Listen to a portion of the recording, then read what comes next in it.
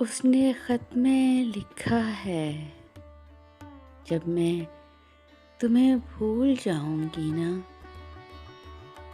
तो अपने बहुत से अधूरे काम निपटाऊंगी।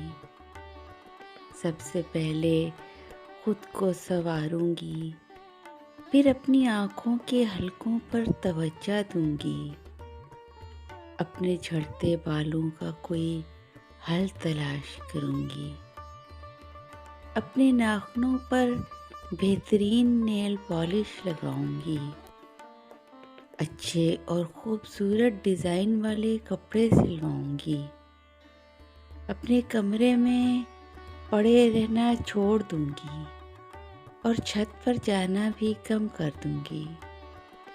अपने मोबाइल के हेडफोन्स में मौजूद तुम्हारी तमाम तस्वीर डिलीट कर दूंगी और फिर तुम्हारा नंबर हमेशा के लिए ब्लॉक कर दूंगी। उसने अपने आखिरी खत में यह लिखा है, प्यार का आखिरी खत।